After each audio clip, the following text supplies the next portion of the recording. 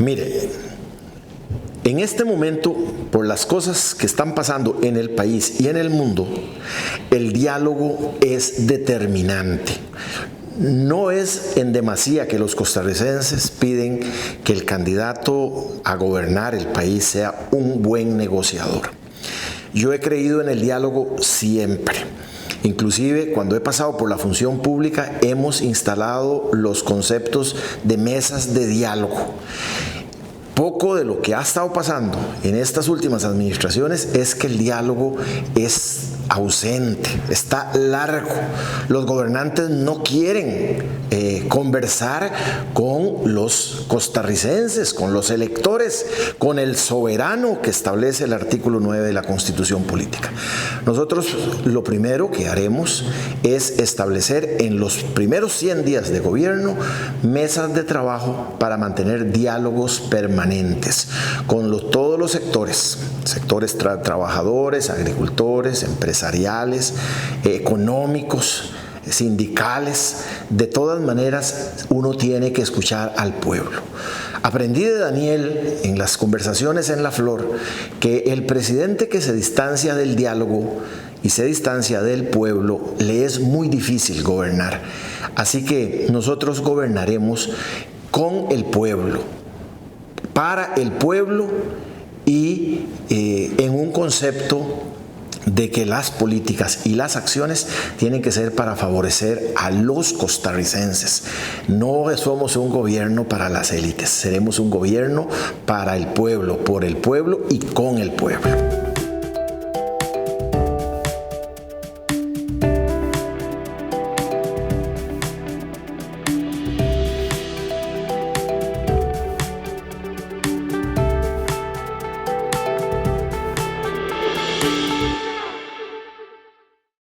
Mire, los proyectos que son buenos y que están bien hechos y que buscan beneficiar a los costarricenses, al país, a la economía, no pueden tener una oposición en la Asamblea Legislativa.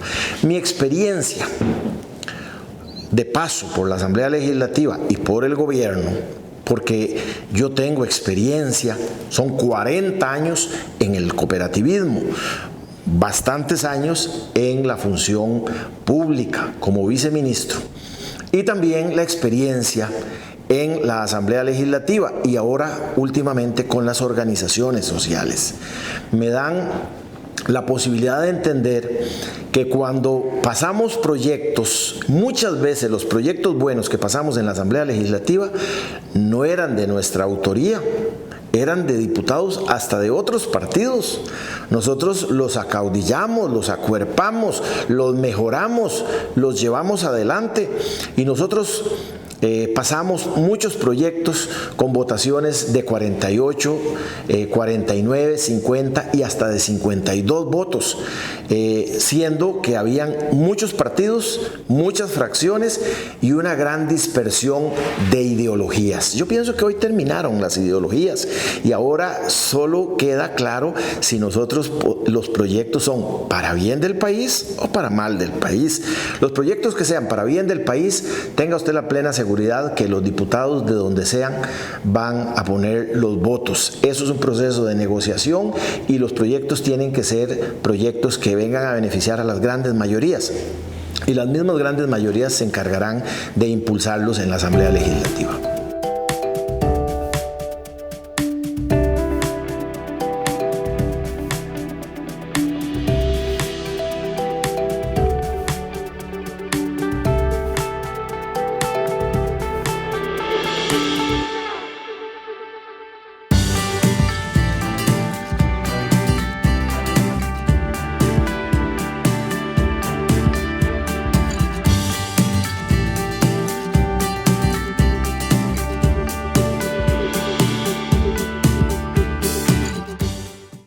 Mire, la corrupción, que en este país es galopante y tutelada por los partidos tradicionales, que no solo la han cobijado, sino que han callado y han guardado silencio cómplice frente a las grandes problemas que han habido, y no ahora del diamante y de la cochinilla y todo, no, eso se lleva desde hace rato. A mí me parece que es necesario plantear varias cosas. La primera es tipificar el delito contra la hacienda pública y en la función pública contra los intereses de las mayorías. Eso tiene que tipificarse como traición a la patria. Y al hacerlo como traición a la patria tiene que tener una pena mucho más gravosa, que especialmente no venza en un poquito tiempo. Me parece que ahí estaríamos hablando de que hay que ponerle un vencimiento amplio de unos 25 años, para que realmente la gente entienda que cuando se cometen esos delitos van a ser castigados y perseguidos. Pero también nosotros debemos hacer un cambio importante en el elemento de la Contraloría General de la República y los magistrados o los gente del Poder Judicial. Nosotros en Encuentro Nacional creemos en usted, costarricense, creemos en el poder soberano, creemos en la capacidad que tiene la gente para poder arreglar esta corrupción que se ha vuelto inmanejable. Quien puede ayudarnos a corregirla es usted, costarricense, a través del mecanismo del voto popular. Nosotros proponemos en Encuentro Nacional que los magistrados, unos un año, otros en las otras elecciones, sean nombrados por el voto popular de la gente, y la Contralora General de la República o la Contraloría General de la República, los candidatos, también sean nombrados de manera directa.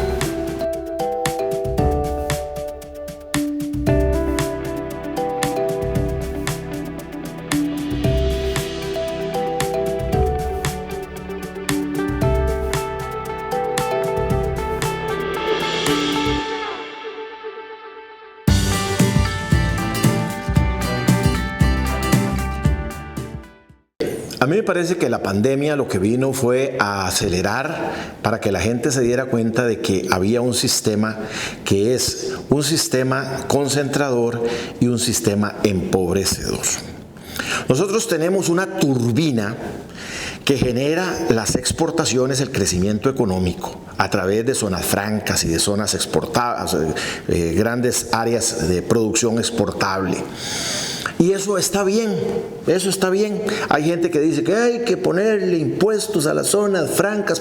No, me parece que lo que hay que hacer es prender y darle condiciones al otro motor, que es el motor de la economía interna, de la producción interna, de la empresarialidad de pequeños, medianos y micros empresarios que no tienen ni asistencia técnica, ni investigación, ni transferencia tecnológica, ni financiamiento.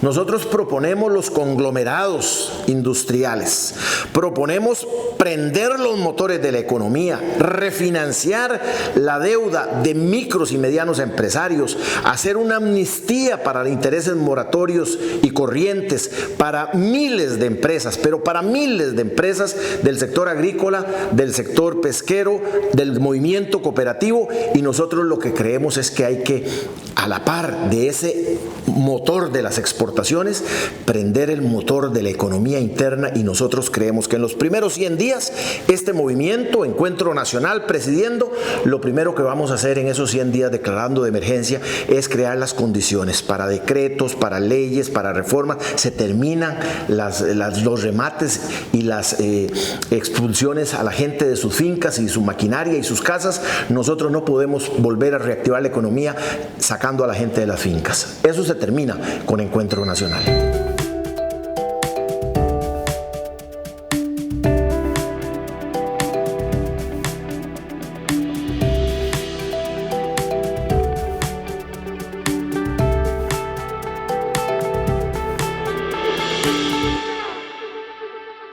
Bueno, me parece que nosotros hablamos de mucho de cooperativización.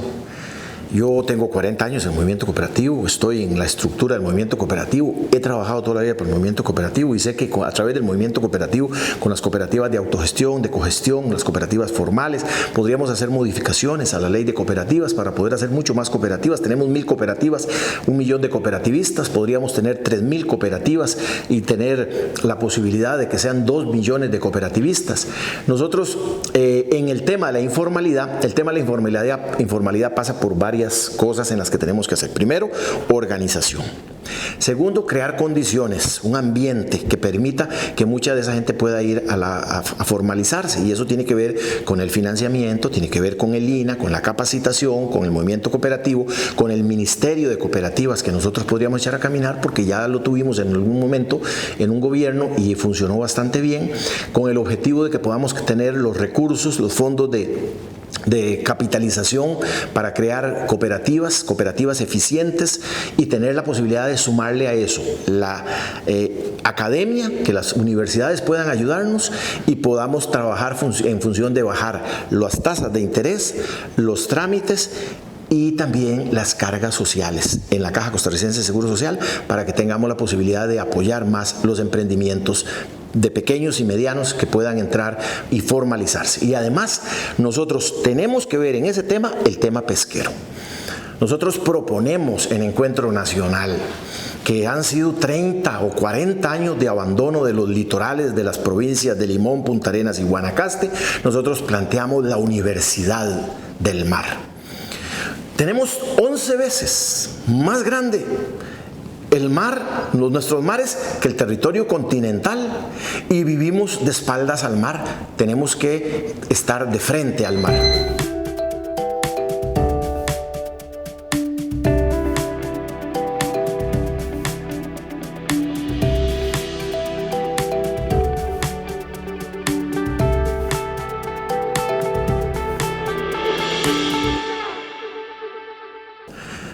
Mire, primero, quiero decirle que es vergonzoso. Mi esposa es maestra y con esto de la virtualidad hemos tenido que estar escuchando, yo en casa, como maestra, ella la veo en sus angustias y en sus trifulcas, porque los chiquitos no tienen internet, tienen un teléfono prepago, se quedan sin saldo, no pueden entrar, se salen. Tenemos 600,000 estudiantes que no tienen internet ni equipo. Pero tenemos a Fonatel con 250 millones de dólares que tiene desde hace 12 años que tienen esa plata ahí y no han podido hacer nada. Mire, a mí me parece que lo que hace falta es un gobierno que gobierne. Inutilidad se llama eso, que no hayamos tenido la oportunidad de poner internet en todas las escuelas y colegios de Costa Rica. En Encuentro Nacional, cuando empezamos a hablar de eso, a alguna gente no les gustó. Nosotros sí, nosotros vamos a darle computadoras y conectividad a todos los estudiantes de Costa Rica. Pero también no puede ser que vamos hacia la cuarta transformación, la cuarta revolución industrial con una internet que da vergüenza. Yo visito a los amigos de una familia Antiales Mónico, la familia de don Elí Vega, y la verdad es que tiene una rayita de internet y cuando se conectan se muere la internet. Entonces, ¿qué tenemos que hacer? Invertir los fondos, poner conectividad, dar equipamiento, dar computadoras y abrir las universidades para que los muchachos, nosotros queremos hacer un pacto con el 1.795.000 jóvenes que hay entre los 16 años y 35 años. Ahí está el futuro de Costa Rica. ¿Cómo vamos a tener nosotros futuro si esa gente no tiene internet, no se está formando, no está estudiando, no tienen equipamiento? Eso se termina con Encuentro Nacional.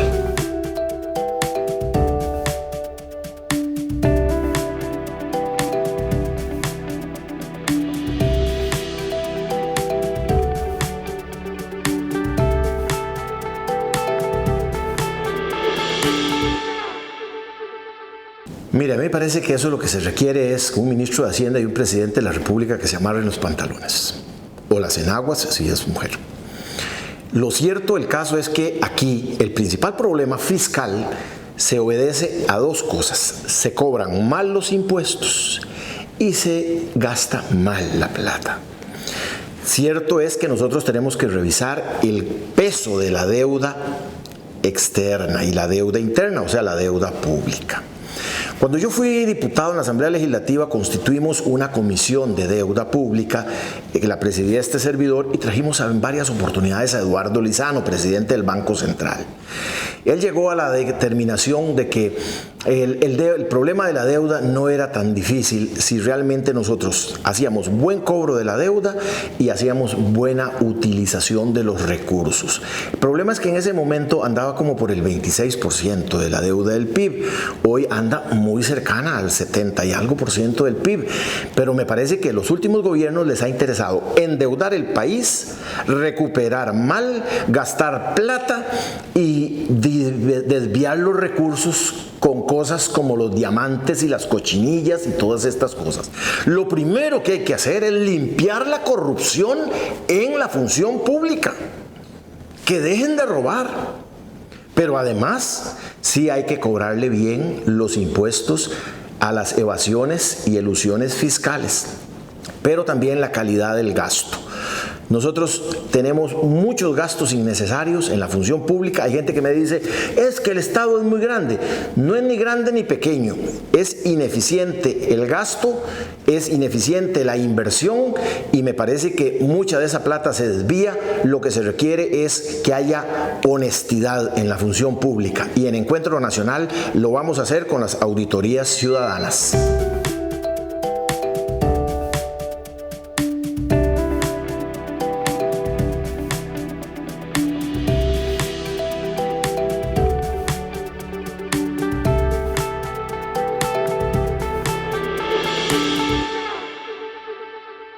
Recursos siempre hay y el país tiene muchísimos recursos. No quiero adentrarme mucho en el tema del gas, en el tema de la minería y otras cosas que nos parece que es sumamente importante para la generación de recursos. La obra pública, me parece que cuando nosotros, porque yo voté la creación del Consejo Nacional de Vialidad y todas estas cosas en su momento, creímos que esa iba a ser una solución. No fue solución. Me parece que hay que volver a que el diseño de la obra pública la haga el Ministerio de Obras Públicas y Transportes, que se haga una contratación, tiene que ser mucho más transparente y una Contraloría con mucho más voltaje y más poder. Porque la verdad es que muchas de las obras, ahora nosotros habíamos pensado que había que ayudarle un poco para que la hiciera las municipalidades, pero resulta que nos dimos cuenta que hasta las municipalidades están con diamante y con cochinilla. Y bueno, entonces eso es porque los de arriba roban, los de abajo también quieren. Y a mí me parece que eso se termina cuando metamos a la cárcel a unos buenos chollados y no les demos la posibilidad de que tengan que salir y que tengan eso, que le mandan por casa por cárcel y todas esas cosas. Eso es una majadería. Los chollados tienen que ir a la cárcel y tienen que tener penas enormes para que la gente le dé miedo seguir robando. Plata hay, dijo Bukele en El Salvador, y yo hago mía esa opción. Plata hay cuando no se la roban.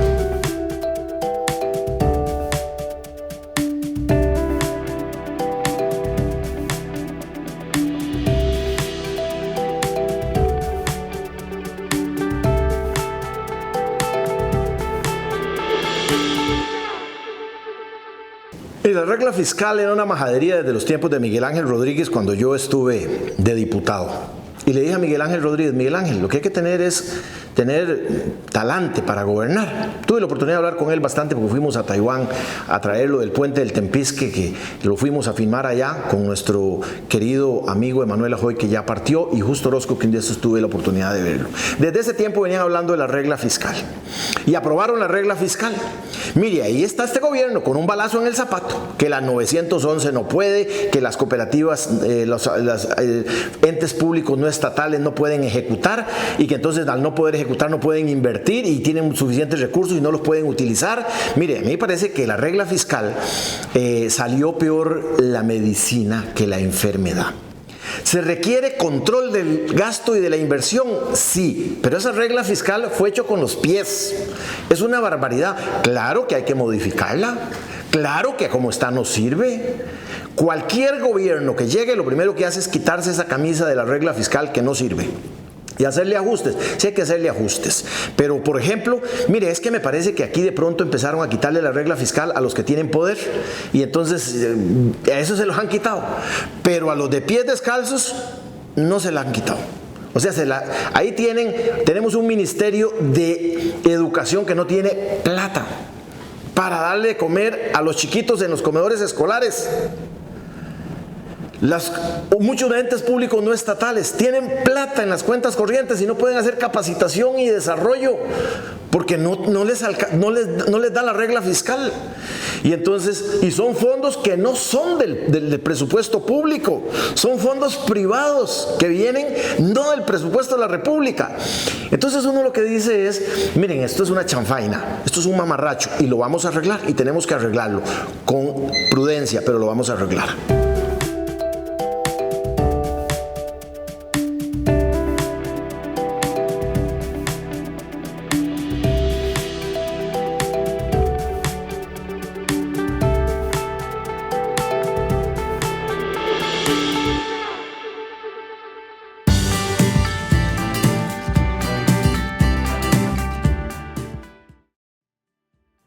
Mire, lo de la OCDE, eso es como el chayote, ni es ni bueno ni malo para el país. Me parece que ahí un día de estos fuimos a un debate y algunos se deslumbraban hablando maravillas de la OCDE.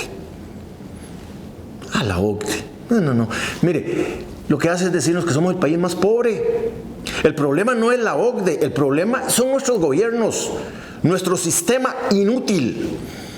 Nosotros de ahí sí tenemos la posibilidad. Encuentro Nacional, voten por Encuentro Nacional y verán ustedes, busquen la bandera del corazón y busquen el hombre de sombrero que va a venir en la papeleta.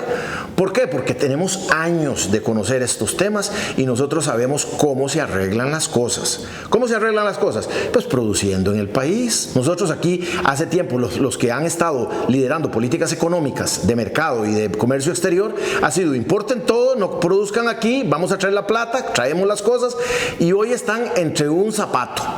Porque hoy resulta que hay crisis de los contenedores y que el crisis de abastecimiento y que los problemas. Sí, claro. Si usted lo ve, hoy en la mañana estuve haciendo un análisis de lo que está pasando en China, en la India, los países grandes, todos están acomodando y acopiando todos sus fertilizantes para poder producir y para alimentar sus pueblos. Y nosotros nos vamos a quedar no solo sin los fertilizantes, nos vamos a quedar sin la comida, porque aquí los genios dijeron, traigan todo de afuera, que es más barato importar. Una vez dijo Eduardo Lizano que la mejor reserva alimentaria era una buena reserva monetaria. Y le dije yo, no, cuando usted tenga plata y no encuentre comida, usted no va a poder comerse los billetes, ni los dólares, ni nada de esas cosas. Bueno, estamos en ese tiempo. Imagínense que un contenedor valía 1,300 y resto de dólares. Traer un contenedor. Hoy hasta $20,000 se paga por traer un contenedor. El calentamiento global, el precio del gas, el precio de los combustibles nos ponen contra la pared.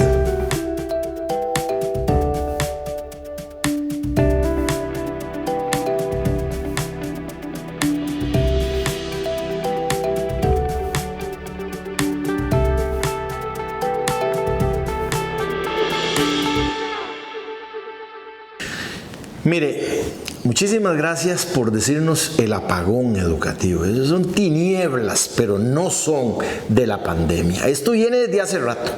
El sistema educativo viene mal y a mí me parece que es importantísimo. Yo veo que van a debates y hablan de la educación y de la educación. Nadie ha hablado de la conectividad. Nadie ha hablado de dejar de perseguir a los maestros, que este gobierno y los anteriores, desde que llegaron, ha sido de atacar a los maestros. Nosotros queremos hacer una alianza con los maestros, un acuerdo, un pacto con los maestros de Costa Rica, porque nosotros necesitamos un país que abandona su educación. No tiene posibilidades de salir adelante. La educación es lo principal que tiene todo país desarrollado. Y nosotros queremos tener una de las mejores educaciones del mundo, pero con este sistema que tenemos y con estos ministros que tenemos, que no hay plata para darles comida, que no hay plata para internet, que no hay plata para equipamiento, que los sistemas que tienen es extraerle al maestro todo lo que pueden. Ahora con la virtualidad los han esclavizado, con todo lo que hicieron, con la tortura que le hicieron a los jóvenes con las pruebas FARO. Las pruebas FARO se quitan, eso no sirve. Nada está haciendo esas pruebas FARO. Como ya se quitó el bachillerato, las pruebas FARO tampoco sirven. Pero también no sirve de nada las pruebas de entrada a las universidades. Nosotros proponemos quitar las pruebas de la entrada a las universidades y que la gente pueda ir a las universidades y que nuestros estudiantes puedan ir a las universidades, estudiar y prepararnos para la vida. Ahí hay que tomar un papel importantísimo en el INA, en los institutos y los colegios técnicos y las universidades. Nosotros tenemos entre 80 y 90 mil muchachos que salen y muchos de esos, prácticamente las 2/3 partes, no pueden seguir estudiando. Eso no puede ser. Eso lo cambiamos, eso lo cambia Encuentro Nacional. Los otros partidos no plantean absolutamente nada de esas cosas.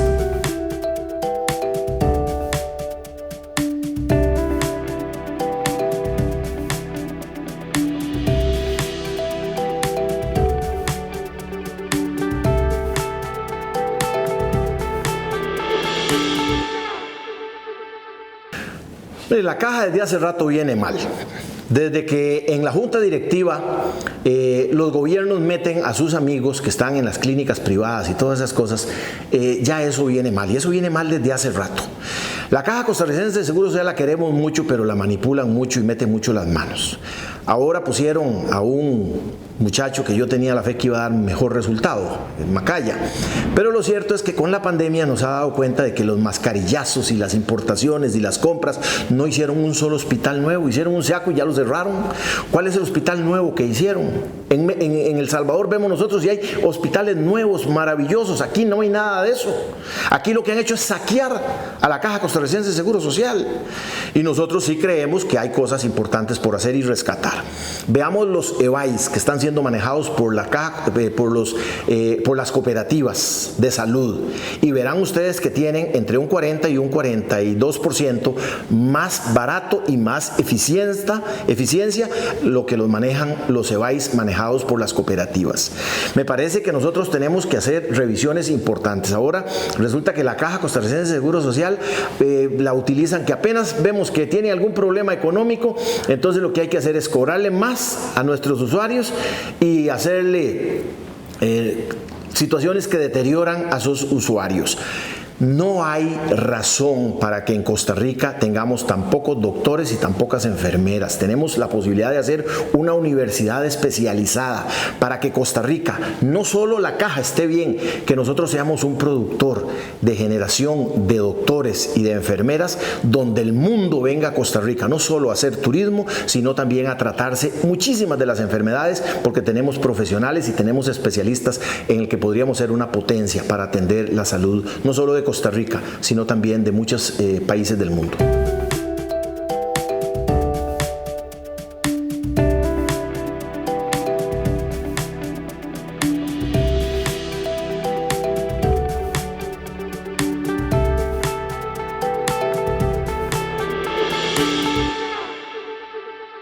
Mire, este es un tema complicado. Nosotros estamos analizando mucho ahora porque la Caja Costarricense de Seguro Social siempre lo que hace es como cuando sube el combustible, se lo suben a uno, le suben a uno de una vez el precio del combustible y uno es el que lo termina pagando. Pero a mí me parece que hay temas en los cuales me parece que los regímenes de pensiones del país y en invalidez, vejez y muerte, nosotros deberíamos de darle un poco más de pensamiento. A mí me encanta un proyecto que presentó en su momento Walter Coto Molina, que significa todo el tema de pensiones por consumo. Yo voy y compro 100,000 pesos en el supermercado y hay una partecita de eso que queda para ir haciéndole a la pensión. ¿Sabe qué es el problema? Que aquí los fondos los han manejado mal. Aquí llegó ahora Rocío Aguilar y Rocío Aguilar dice, no, estos fondos no se entregan en el caso de los fondos de pensiones. Nosotros creemos que el ROP, yo voté la ley de pensiones, yo creo que el ROP debe entregarse, no solo el ROP, debe entregarse el ROP y un crédito para que la gente tenga los recursos para invertir, para hacer empresa, para poder empezar a hacer emprendimientos. Hay gente que sale muy nueva, hay gente que con los 63 años que estaba saliendo, ahora 65 dicen que va a ser, todavía tienen mucha expectativa de vida y tienen muchas posibilidades de desarrollar un pequeño emprendimiento. Nosotros creemos que ese ROC hay que entregarlo y hay que entregarlo con recursos adicionales. Fondos hay en el mundo, pero por millones. Lo que pasa es que aquí resulta que traen la plata es para pagar la deuda interna y los intereses a los que tienen bonos del Estado, y no estamos haciendo las necesidades que requiere el país de invertir para generar crecimiento económico y para generar actividad económica, que a la vez le va a traer más posibilidades. Al generar mayor actividad económica hay más posibilidades de captar impuestos sin poner más impuestos.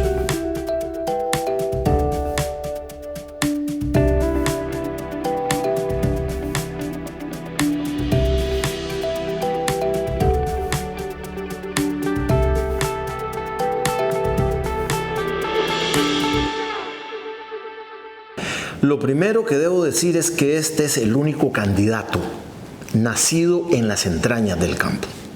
Séptimo de 11 hermanos, nací en una finca rural, fui a la escuela descalzo los 6 años, después fui al colegio a estudiar con canfinera, aprendí desde muy poco tiempo las lecciones del campo, las aprensiones desde enyugar unos bueyes, a sacar una tarea, ensillar un caballo, cosas que la mayoría de los muchachos de ahora no lo saben hacer y que muchos de los candidatos ahora lo saben hacer porque van a los eventos ecuestres y entonces andan en eso, pero no porque han ido a trabajar.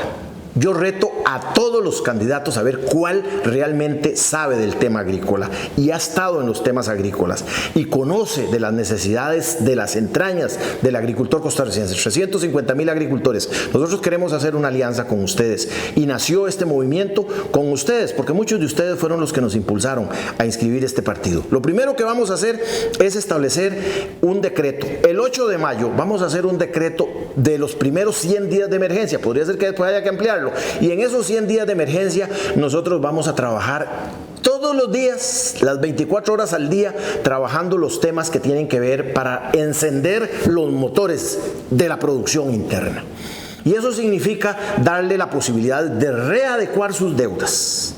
No es posible que los agricultores en este momento estén, la mayoría, que estén manchados con la SUGEF. Aquí hay que hacer cambios en ese sentido y crear un mecanismo de amnistía de la SUGEF que nos permita a nosotros volver a darle, haciendo un proceso de renegociación de esas deudas, tener la posibilidad de darle financiamiento nuevamente a la agricultura y al agricultor, a los pequeños y medianos empresarios y a los micros y medianos también de otras actividades como turismo y comercio. Vamos a decir, se terminan los cobros judiciales y los remates y sacan a la gente. Me parece que ese no es el camino. Y vamos a apoyar al productor que produzca para que tenga mercado interno para consumir los productos que estén en la mesa de los costarricenses.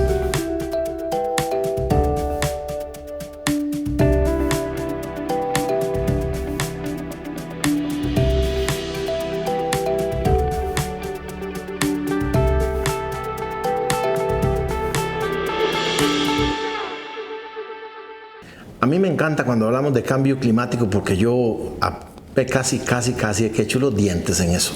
Nosotros empezamos en los años 70, Guanacaste, y ustedes lo saben, costarricenses, tenía una deforestación altísima. Solo el 27% de nuestro territorio tenía cobertura boscosa. Hoy tiene el 58.25% de cobertura boscosa. Nosotros hemos trabajado en la creación de los centros agrícolas cantonales, en los programas de madeleña, los programas de reforestación, los servicios ambientales, todo lo que son las siembras de sistemas agroforestales y silvopastoriles, crear las condiciones para las reservas del país. Nosotros, pues obviamente hemos estado con mucha gente, aquí menciono a Emel Rodríguez, la Fundación Monte Alto. Nosotros tenemos una experiencia vasta en estos temas y hemos venido trabajando en el calentamiento global desde hace rato, porque nosotros sabíamos que esto es un tema que para nosotros no es nuevo. Nosotros venimos hablando del problema de la tenencia de agua, de todo lo que es el abastecimiento de agua y el calentamiento global, no de ahora. Ahora se puso como de moda, Pero nosotros tenemos rato de trabajar en esto, desde los años 78, 1978 arrancamos allá. Después con Álvaro Umaña, que fue ministro de Óscar Arias, tuvimos la oportunidad de firmar la ley forestal en el Parque de Ojancha. Don Álvaro, si está por ahí, se puede acordar de esas cosas. Nosotros no hablamos paja cuando hablamos de calentamiento global. Nosotros lo que tenemos que decir es que los países desarrollados tienen que poner más plata, porque nosotros en los países en vías de desarrollo conservamos el ambiente, no contaminamos tanto y hacemos producción, pero los países desarrollados contaminan y no ponen plata, y nosotros no le podemos pagar los servicios ambientales a los miles de campesinos nuestros que cuidan la tierra, que cuidan el bosque, que cuidan el agua y que trabajan mitigando el calentamiento global.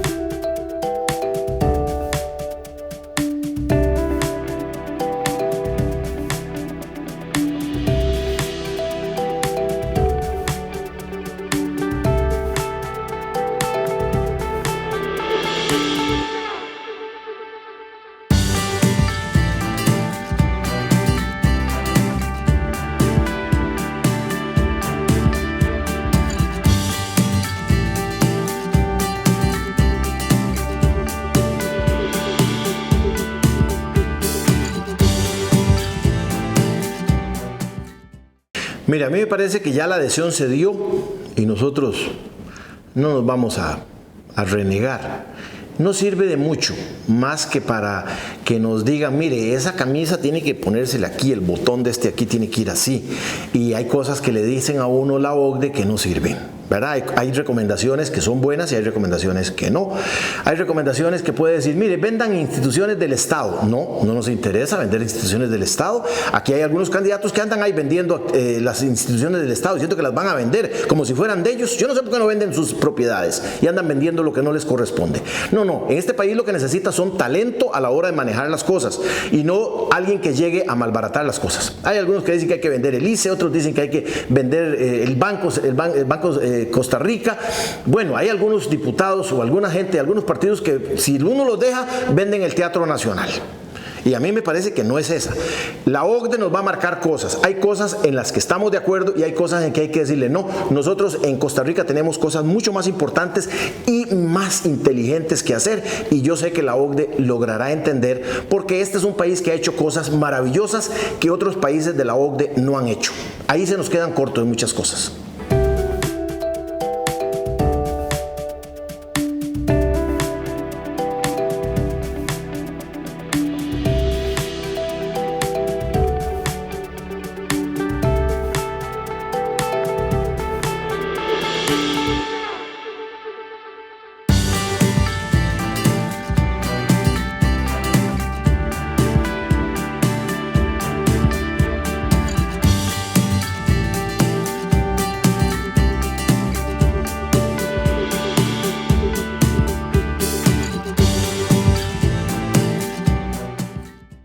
Sí, mire, a mí me parece que hay cosas que revisar. El narcotráfico y el crecimiento del narcotráfico es algo que ha venido planeado desde hace tiempo, ¿verdad? A mí me parece que, ¿por qué tanta droga va para Estados Unidos? Y sí, claro, antes pasaba por el mar. Y ahora con el patrullaje conjunto ya no pasa por el mar, sino que pasa por la tierra. Y pasa untando un poquito por donde pasa.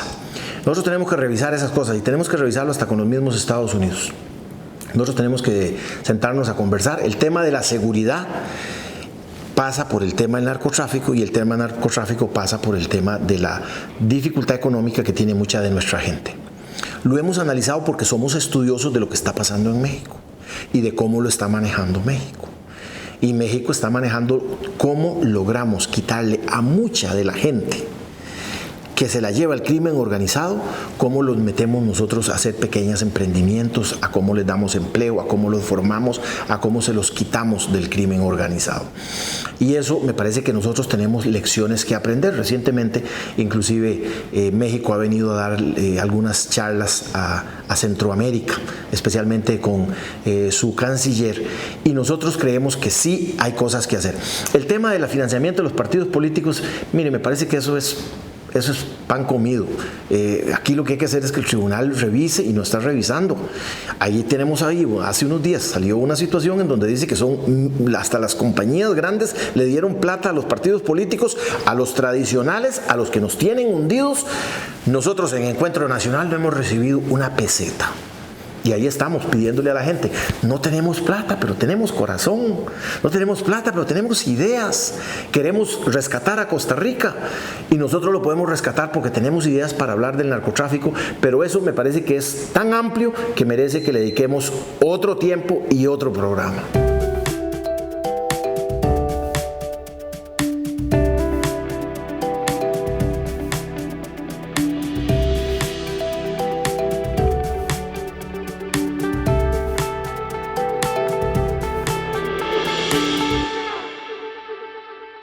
Mire, me parece que el problema es que aquí se empezaron a hacer cárceles en las mismas ciudades. Y fíjense ustedes que es tan terrible que el fin de semana iba para Guanacaste y mi esposa de pronto iba a hacer una llamada y dice, el teléfono está cortado. Dice que su teléfono está fuera de servicio.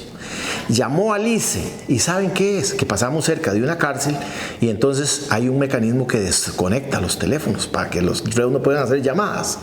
Y entonces nosotros estamos en esas condiciones. Nosotros tenemos que buscar, desde Encuentro Nacional hablamos de que vamos a buscar un sitio un poco alejado, donde tenga las condiciones para hacer grandes centros penitenciarios donde pueda estar esa gente y en donde pueda producir y producir lo que se comen. Y me parece que no se vale que nosotros sigamos manteniéndolos en unos mecanismos tan hacinados como los que tenemos. El tema carcelario no es nuevo y siempre donde dicen que van a poner una cárcel se hace un pleito. La gente no quiere que lleven los presos para allá, pero el país necesita buscar una zona distante, despoblada, donde podamos hacer un régimen carcelario, donde podamos construir un régimen carcelario que no tenga a la gente en esas condiciones, donde la gente produzca, donde la gente tenga la posibilidad de producirse sus mismas cosas y los que son buenos hasta que se les pague algo, porque al final con eso empiezan a prepararse para cuando salgan. Aquí el problema que tenemos es que el que va a la cárcel con las condiciones que tenemos, de ahí lo que sale es una persona que posiblemente nunca se va a poder integrar nuevamente a la vida normal. Y me parece que esas cosas tenemos que valorarlas con cuidado.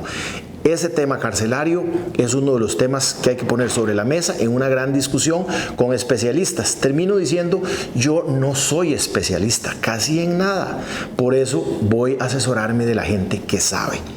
Esa es la primera cosa que tiene que tener un gobernante, saber asesorarse bien.